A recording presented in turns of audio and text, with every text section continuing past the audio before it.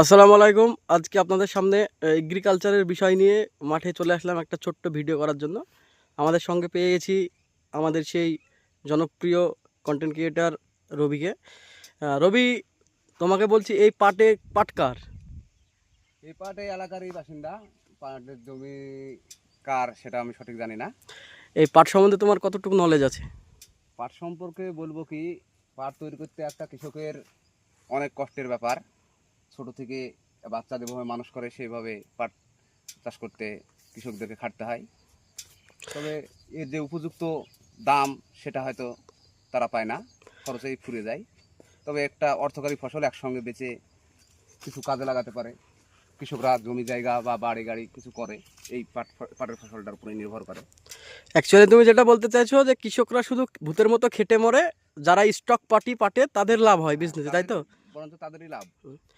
তা এই কৃষকদের উদ্দেশ্যে তুমি কিছু বলতে চাইবা যে পাট চাষ বাদে আরো অন্য কোনো চাষ কি ভালো হয় কি? অন্য কোনো চাষ বলতে গেলে কৃষকরা খাবারের জন্য তাদেরকে বেশি বেশি জোর দিতে হয়। ধান গম এটা তো চাষ করতে হয়, তা না হলে চলে না। কিন্তু সেগুলোতে শুধু বেঁচে থাকার জন্য করা হয়, অর্থ সঠিক পায় না। কিন্তু এগুলো খরচ খরচান করার পর একসঙ্গে বেঁচে একটা মোটা অর্থ পায়, এটাই। তাছাড়া লাভজনক ফসল না। আচ্ছা, তোমার কি নিজস্ব কোনো পাট চাষের অভিজ্ঞতা বা পাট চাষ তোমার আমারও নিজস্ব আছে? পাট আছে, কিন্তু আমি নিজে করি না। তার জন্য আমার তো ঘর থেকেই বরঞ্চ যাই, লস হিসাবে পাট চাষ করতে হয়।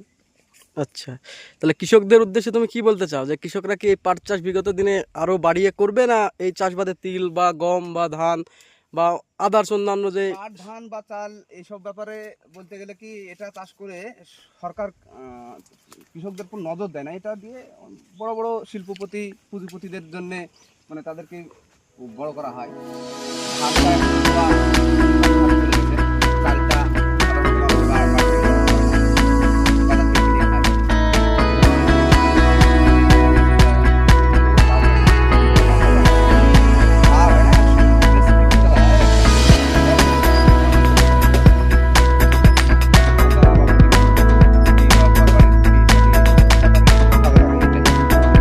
তো দর্শক সবাইকে আবারও আসসালামু আলাইকুম। আপনারা শুনলেন রবি পাটের বিষয়। এবার তাদের তাদের ইচ্ছা পাট চাষ করার দিকে আগ্রহ তারা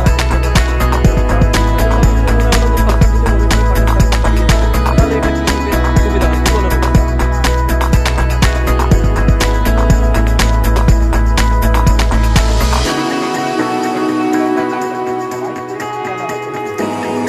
তাহলে কৃষকদের তাহলে কিছু একটু পকেটে পয়সা যায়। আচ্ছা, তাহলে তোমার পাশে দেখতে পাচ্ছি আরেকটা বই আছে রবি, যেটা পুরোটাই ফাঁকা। এই লাগানো আছে।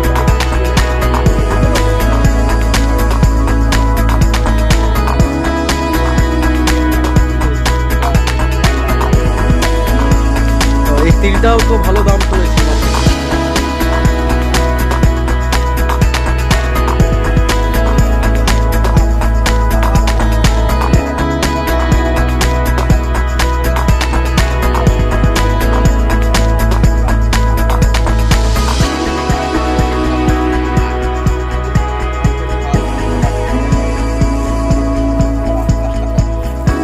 ঠিক আছে রবি, আপনাকে অসংখ্য ধন্যবাদ।